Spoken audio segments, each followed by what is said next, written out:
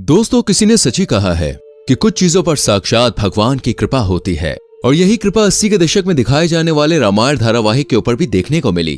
तभी तो बालक रूपी भगवान राम और कौवे वाले सीन को लेकर कलाकारों का कई घंटों तक भूखे प्यासे काम करना, ये सब कुछ ऐसे हुआ मानो ईश्वर खुद इस धारावाहिक को बना रहे हो।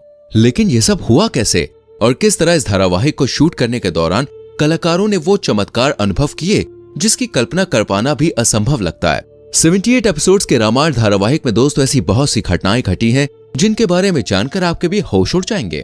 1987 में दूरदर्शन पर देश के सबसे पहले धार्मिक सीरियल रामायण का प्रसारण हुआ था। रामानंद सागर ने सीरियल को बनाने में पानी की तरह पैसे बहा दिए। बहुत ही कम लोग ये बात जानते हैं कि सुपर डुपर हिट होने वाले रामायण धारावाहिक को सूचना और प्रसारण मंत्रालय से कई बार रिजेक्शन का सामना भी करना पड़ा, जिसके चक्कर में रामानंद सागर ने कितनी ही बार सरकारी दफ्तरों के चक्कर भी लगाए, तब जाकर रामायण को प्रसारित करने की इजाजत मिली थी। सबसे पहले रामानंद सागर ने रामायण का दोस्तों एक सैंपल एपिसोड सूचना और प्रसारण मंत्रालय के अधिकारियों को दिखाया, जिसके बाद उन्होंने पहली दफा रिजेक्ट कर दिया था।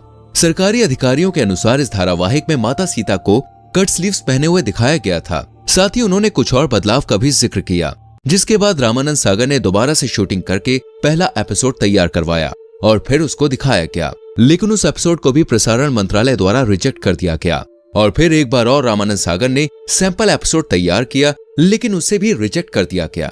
देश में पहली बार धार्मिक सीरियल तैयार किया जा रहा था जिसका प्रसारण टीवी पर होना था, इसलिए इस बात का सुनिश्चित होना बहुत जरूरी था कि किसी भी प्रकार की कोई कमी न रह जाए जिससे लोगों की धार्मिक भावनाओं को ठेस न पहुंचे।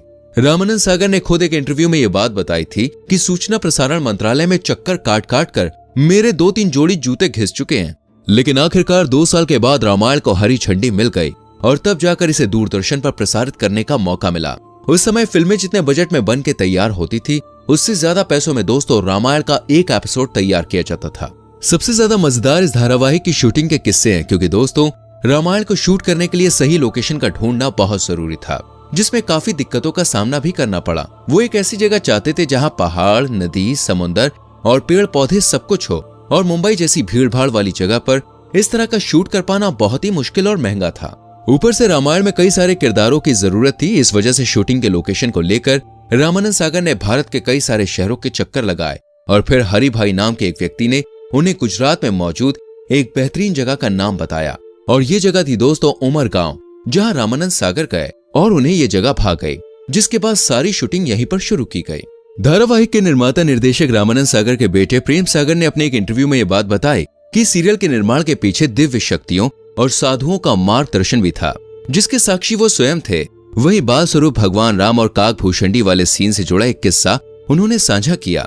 वो बताते हैं कि काकभूषणी बालक राम की परीक्षा लेने के लिए आते हैं, जिसके बारे में आपको भी पता होगा, लेकिन कौवे वाले सीन को फिल्माना दोस्तों बहुत कठिन था। एक तरफ एक नन्हा बालक, दूसरी तरफ कौवा, आखिर कैसे शूटिंग हो? सबसे पहले तो बड़ी मुश्किल से कौवा पकड़ा गया और उसे सेट पर लाया गया। लाइट और कैमरा ऑन हुआ और तब रामानंद सागर कौवे के पास गए और हाथ जोड़कर उसे प्रणाम किया और बोले कि हे काकभूषणी जी, मैं संकट में हूँ, कृपया मेरी सहायता करिए।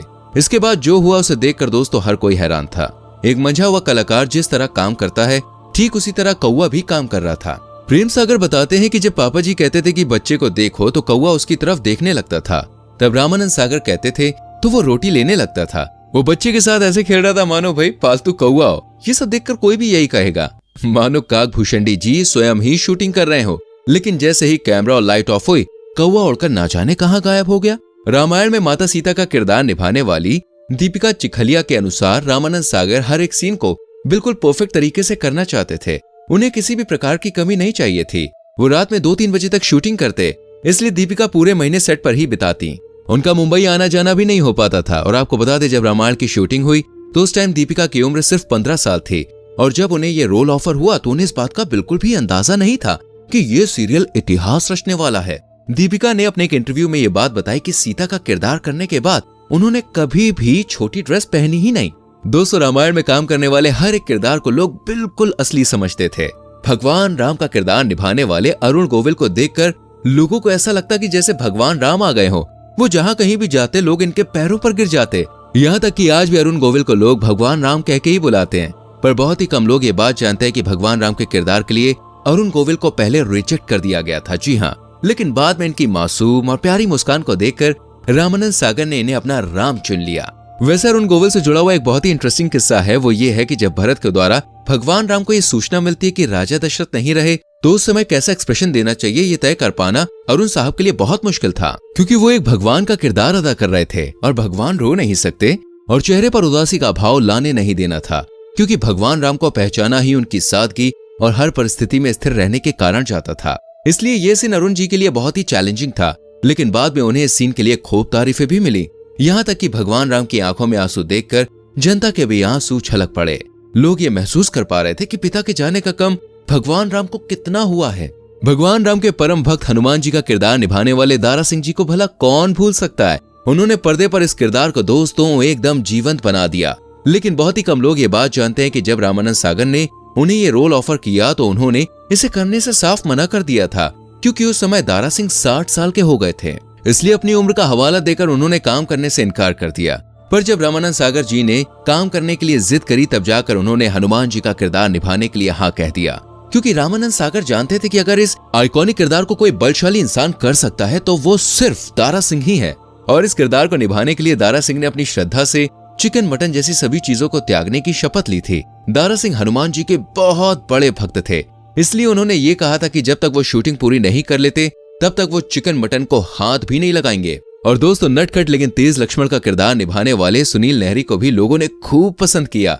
अपनी शूटिंग के दिनों को याद करते हुए वो कहते हैं कि जब रामायण की शूटिंग शुरू होती थी तो कई सारे कलाकार पानी पीना तक छोड़ देते थे और वो 5-6 घंटे तक पानी नहीं पीते थे, क्योंकि रामायण की शूटिंग के समय आज जितनी सुविधाएं नहीं थी। सेट पर वॉशरूम की काफी दिक्कतें थी, जिसकी वजह से लोग पानी तक नहीं पीते थे, क्योंकि अगर पानी पिएंगे तो टॉयलेट जाना पड़ेगा और गांव में ऐसी कोई भी सुविधा नहीं थी। इसलिए लोग पूरे फोकस के साथ सिर्फ और सिर्फ शूटिंग पर ध्यान देते। कई दिनों तक लोग अपने घरों पर बात भी नहीं कर पाते थे। इसके बारे में बताते हुए सुनील लहरी कहते हैं कि उन दिनों हम शहर से बाहर शूटिंग कर रहे थे, जहां पर किसी भी प्रकार के फोन बूथ का इंतजाम नहीं था। वहीं से कुछ दूरी पर टेलीफोन की सुविधा थी, जहां पर लोग जाकर अपने घर वालों से बात करने के लिए घंटों तक लाइन लगाकर खड़े रहते थे।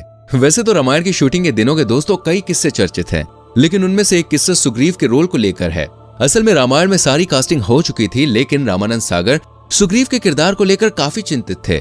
उन्हें इस रोल के लिए कोई बेहतरीन कलाकार मिल ही नहीं रहा था और इस परेशानी में वो एक दिन भगवान राम का नाम लेकर सोए और फिर सुबह बहुत ही गजब का चमत्कार हुआ।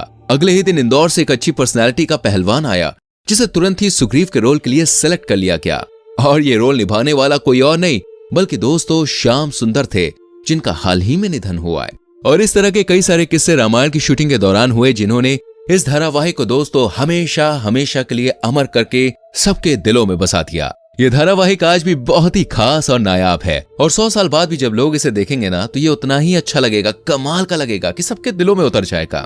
बाकी सीरियल के बारे में आपका क्या ख्याल है, हमें कमेंट करके जरूर बताना। वीडियो को लाइक और शेयर करना। आने वाली वीडियोस को देखने के लिए चैनल को सब्सक्राइब करके बेल आइकन प्रेस करें, जिससे आने वाली वीडियोस आपसे मिस ना हो। गाइस, मिलते हैं अगली वीडियो में। अपना बहुत ख्याल रखें। Bye bye, take care.